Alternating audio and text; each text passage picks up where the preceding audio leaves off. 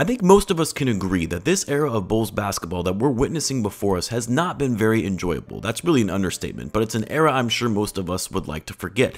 This season, last season have been frustrating to say the least because the expectations were that this team would be good, be competitive, not a rebuilding/tanking team. And when expectations are high and your team disappoints, it makes it all the more frustrating than it is when you're expecting your team to lose and be bad. But if there is anything this season and last season has taught me, and what has frustrated me more than anything, is actually not the Bulls and the way they've shown up this season, but it's more so the few fans and even some media outlets who have such select memory and revisionist history takes when it comes to assessing and discussing the current state of this team, and it's honestly baffling to me. Like, don't get me wrong, I'm just as frustrated as you all are in watching this team and the lack of direction and moves being made to actually improve the roster. I've been critical about this team all season long. And the front office, the coaching staff, even on down to the players. They deserve their fair share of blame and criticism for how they've shown up this season. But when I start to hear things like, bring Garpax back, or that AK and Mark Eversley are worse than Garpax, or that Jim Boylan is a better coach than Billy Donovan, nah, I'm sorry. I have to put my foot down and draw the line when you see that level of ignorance from some Bulls fans. I know it's not all, and most of us are diehard fans who will cheer on this team no matter what. But to see just how quickly people forget the state in which this team was just a few years ago. So I wanted to use this video to remind folks, because it seems like a lot of us have forgotten, but to remind them just how dark some of those days were in the previous eras of Bulls basketball. So what's going on, everyone? You are listening to Bulls Central here. Hope you're all doing well. Real quick, you guys need to know the Bulls are taking on the Kings tonight in Sacramento, a late night game, which I actually don't mind because then I can actually watch the games in peace after my kids go to bed. But I wanted to share my underdog picks with you all for the game tonight. We'll see how this one goes, but I'm taking the higher on Alex Caruso at 7.5 points. I feel like that one should be pretty easy with Caruso getting that stroke back from 3. I'm taking the higher on Coby at 2.5 threes, which is a little risky because he's been struggling to shoot the ball from deep in that shooting slump, and I'm kind of just hoping he'll finally shoot his way out of it. And then De'Aaron Fox, I feel like he always goes off on the Bulls. 24.5 points should be expected from him. It's around his average as it is anyway. But yeah, if you're interested in signing up for Underdog Fantasy, it's a great place to play fantasy sports and win a little money on the side. They'll also match your deposit up to $100. Link and code are in the description. Feel free to check it out if you'd like. Now, anyway, back to the Bulls and this season. I want to stress something very important that I think a lot of Bulls fans have forgotten.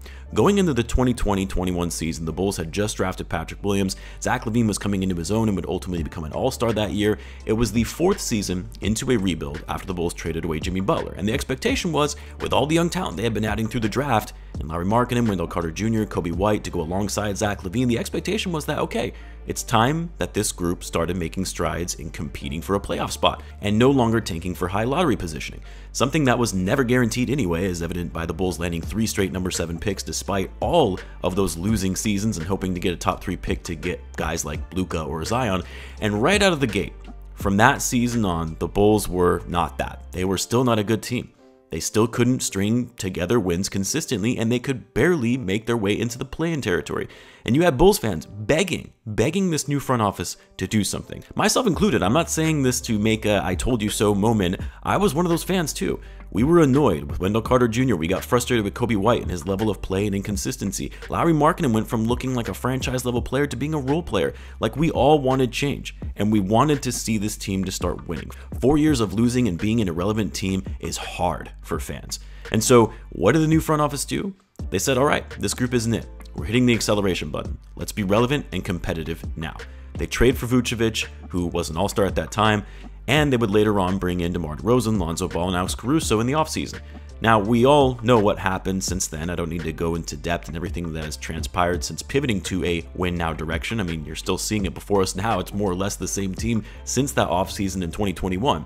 But here's what I don't get, is when people say this current team is boring, aggravating to watch, and that they would rather watch the rebuilding Bulls team and wish they could have Garpax back. Like, do you guys not remember how bad those teams were? Aside from some of those few moments, what was fun about watching that team? And I know it's easy in hindsight to say, well, if the Bulls had only just kept that core intact and they had drafted Franz Wagner with the pick that they had to send to Orlando in the Vucevic trade, Lauri Markkanen obviously blossomed into a star, there are no guarantees that group would have panned out into anything because fit and having the right vets around young talent is so critical. And then Jim Boylan, I mean, are we really going to debate this? You guys know I'm not a Billy Donovan fan. I was never a fan of that hiring when it was first announced, and I don't think Billy is the guy to get the most out of this group. I absolutely think he should be let go. But Billy is leaps and bounds better than not only Jim Boylen, but also Fred Hoiberg. And who hired those coaches? Garpax. The two guys that you would rather see in the front office over Acme. Jim Boylen, it wasn't necessarily about his overall coaching when it came to his X's and O's of the game and having the right rotations with the right adjustments. It was the fact that the players didn't respect him. He was a jerk to the media, incredibly full of himself, and had no idea how to motivate and inspire his players, and especially how to develop star-level talent. Lauri Markkanen and his potential was wasted in the years Jim Boylen was the head coach. The way he used Markkanen in turning him into a spot-up shooter was detrimental to his overall development and confidence, and it's why you see Lauri now thriving in a new environment under competent coaching.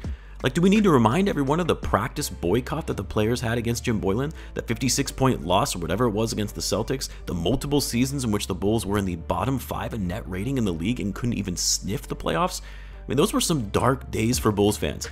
Days I do not wish to go back to. Because even though I get that taking a small step back for the betterment of the future is the right way to go, and even though this current team is living in the land of mediocrity and basketball purgatory, going through another 5+ year rebuild does not sound appealing to me. And I'll be honest, I don't even know if I have faith in this front office being able to actually build a roster from the ground up in a teardown.